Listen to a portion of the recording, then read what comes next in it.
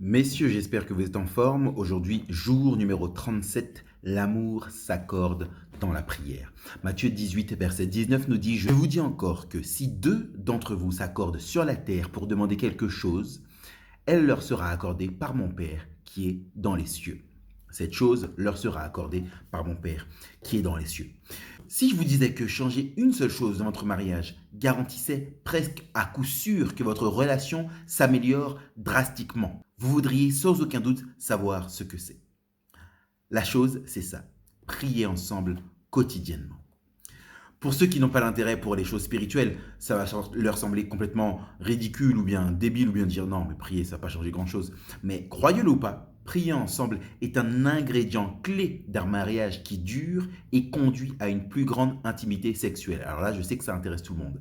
Car un couple qui prie ensemble forme un lien, une connexion extrêmement puissante. Et donc ça leur permet de développer une intimité spirituelle, morale, mais aussi physique, parce qu'ils sont plus connectés, plus en lien, plus en relation l'un avec l'autre. Je suis pratiquement sûr que connecter, lien, relation, c'est des mots que votre femme utilise très souvent. Le jour de votre mariage, Dieu vous a fait un cadeau extrêmement précieux, extrêmement important. Il vous a offert une partenaire de prière pour la vie. Vous avez besoin de clairvoyance pour prendre une décision? Recherchez Dieu ensemble pour avoir une réponse. Vous êtes épuisé, stressé ou tendu, votre partenaire peut vous encourager et prier avec vous et pour vous. Vous êtes au milieu d'une dispute et vous n'arrivez pas à trouver une solution, prenez un temps mort et venez ensemble devant Dieu. La prière désarme les opposants. C'est difficile de rester en colère contre quelqu'un qui prie pour vous. Dans la prière, les deux se rappellent que Dieu a fait en sorte qu'ils ne forment qu'un seul, qu'ils sont une équipe, une unité. Et ensemble, dans la présence de Dieu, cette unité reprend forme. On était au plein milieu d'un combat, on était au plein milieu d'une dispute, en train d'argumenter, chacun voyait ça, la chose, de son point de vue, personne ne voulait lâcher, ok, il faut prendre un temps mort à ce moment-là. L'homme, normalement, c'est celui devrait dire, écoute, viens on arrête, on n'arrive à rien, viens on pose des choses, viens on prie, on se met devant Dieu. Et vous présentez les choses devant Dieu, écoute Seigneur, moi je veux ça, et par contre ma femme elle veut ça, mais j'arrive pas à comprendre. S'il y a quelque chose que je dois comprendre, fais-moi ouvrir les yeux, et à l'inverse, s'il y a quelque chose qu'elle doit comprendre, ouvre-lui les yeux, et nous à être en paix par rapport à ça, voilà, venez devant Dieu. Ça va être l'arbitre, ça va permettre à chacun de revenir sur ce qui est essentiel. Vous savez, après un moment d'intimité physique avec votre épouse, vous avez tendance à voir la vie en rose, tout est plus facile, tout est plus agréable. Ça vous rappelle que vous êtes un couple, une unité et pas simplement des colocataires qui vivent sous le même toit. Prier ensemble change également votre perspective sur votre femme, sur une situation et vous rapproche l'un de l'autre. L'entendre prier pour vous et demander à Dieu de vous fortifier, vous à l'inverse, prier pour elle et demander à Dieu de la bénir. Et savoir qu'on a un temps de prière défini ensemble le soir avant d'aller dormir, par exemple, change la façon dont vous allez passer votre soirée. Par exemple, je sais que plus d'une fois, il m'est arrivé avec ma femme, on avait un désaccord sur je sais plus quoi, sur des choses qui sont pas importantes, vous savez très bien, et on a notre temps de prière avant d'aller dormir, et on va tous les deux au lit et plus personne ne parle parce qu'on sait très bien que c'est le moment où il faut prier. Et comme on était en désaccord, personne ne veut rien lâcher, personne ne veut dire bon ben viens on prie et compagnie. Donc il y en a un des deux qui va toujours dire ben, ouais, ben tu pries, ah non c'est toi qui pries, ah non c'est toi qui pries, ah non c'est toi qui pries. Voilà, on sait très bien que si on vient devant Dieu, c'est impossible qu'on reste dans notre égoïsme, dans notre moi, dans le je cherche ça. Non, si on vient devant Dieu, on va forcément rentrer dans la dynamique de Dieu. Et la dynamique de Dieu, c'est chercher à donner de soi pour faire du bien à l'autre. Donc personne ne veut prier parce qu'on sait très bien que si on prie, ce qui va se passer, et c'est toujours ce qui se passe. On se met devant Dieu et dire, bon, voilà Seigneur, c'est vrai que moi je veux ça. Peut-être que j'ai été trop loin parce que je voulais ça à tout prix et j'ai dit des mauvaises paroles ou j'ai fait des choses qui sont mauvaises parce que je voulais ça à tout prix, à tout prix. Si c'est pas ta volonté, aide-moi à lâcher. Bon, c'est ça qui se passe quand on prie. Si vous n'avez pas l'habitude de prier avec votre partenaire, au début, ça va vous faire assez bizarre et ça sera peut-être même assez inconfortable. Mais plus vous pratiquez, plus cela fera partie intégrante de votre quotidien et les bénéfices commenceront à se faire sentir. Gardez à l'esprit qu'un couple qui prie ensemble reste ensemble. Le challenge d'aujourd'hui, c'est celui-ci. Si ce n'est pas encore le cas, demandez à votre femme si vous pouvez commencer à avoir un temps de prière quotidien ensemble. Quel serait le meilleur moment pour vous? Le matin, le midi, à la pause déjeuner ou bien le soir? Utilisez ce moment pour remettre vos soucis, vos désaccords et vos besoins ensemble devant Dieu. N'oubliez pas de remercier Dieu pour ses bénédictions et sa fidélité. Même si votre femme n'est pas d'accord pour prier avec vous, elle n'est pas dans la foi, ou bien ça ne l'intéresse pas, ou bien elle ne le sent pas, engagez-vous, vous seul, à prier, à avoir un temps de prière quotidien avec Dieu.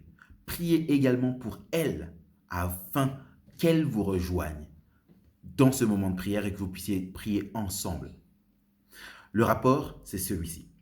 Comment a-t-elle répondu à votre demande? Qu'est-ce que cela vous a fait de prier ensemble? Qu'est-ce que vous avez appris? Je vous lis un psaume, un verset qui se trouve dans Psaume 88, verset 14. « Ô Éternel, j'implore ton secours et dès le matin, ma prière s'élève vers toi. » Je ne vais pas faire long ici, mais je suis obligé de vous parler de la partie du combat spirituel. Dieu vous a mis ensemble afin que ensemble vous soyez plus forts. On l'a dit plus d'une fois, deux valent mieux qu'un. Comme ça, si l'un tombe, il y en a un autre pour le relever. Et vous êtes aussi une équipe pour prier ensemble. Vous êtes une unité de prière. Votre foyer, en fait, c'est une mini-église où vous êtes le prêtre du foyer avec les membres et tout ça et tout ça. On ne va pas rentrer là-dedans, on va en parler une prochaine fois. Mais l'idée, c'est que vous formiez une unité spirituelle et le travail de l'ennemi, c'est que vous ne soyez pas ensemble, que vous ne puissiez pas prier ensemble. Voilà pourquoi au début, c'est inconfortable. Voilà pourquoi on ne se sent pas trop.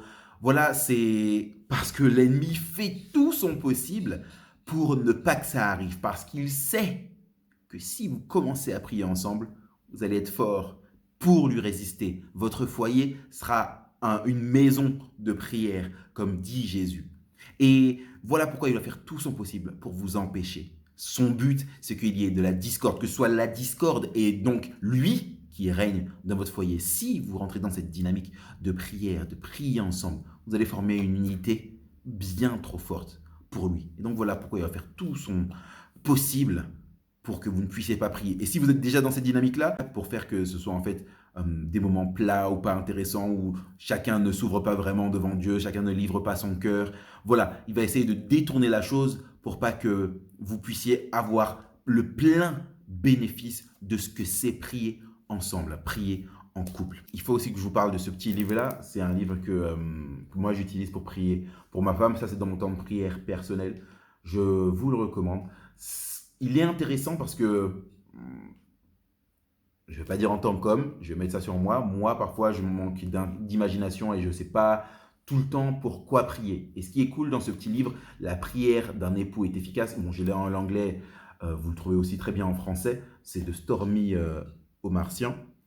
Et ce qui est très intéressant dans ce livre, c'est qu'il vous donne vraiment des sujets. Il y a une petite leçon régulièrement, enfin, il y a une petite leçon qui va avec, qui vous explique, qui vous détaille le sujet, qui vous dit à quel point elle, ça a été important pour que son mari prie pour elle, pour ce sujet-là et tout ça et tout ça. Donc, c'est vraiment, vraiment super intéressant.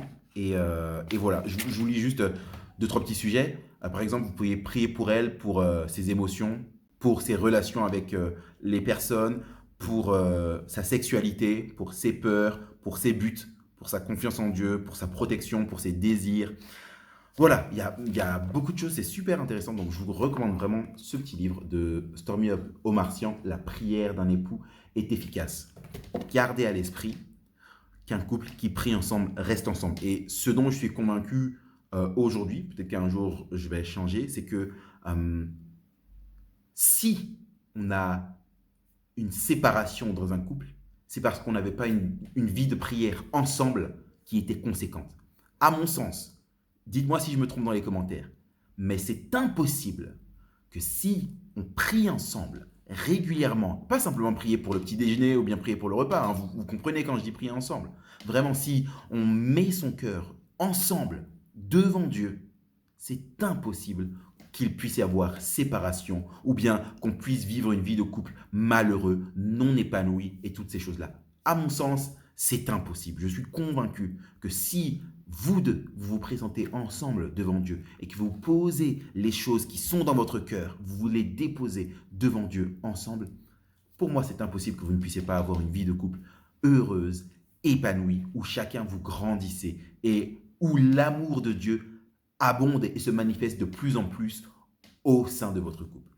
Voilà ce dont je suis convaincu et j'espère que c'est ce que vous allez vivre. Gardez à l'esprit qu'un couple qui prie ensemble reste ensemble. Bonne soirée à vous, bon courage et à demain si Dieu veut.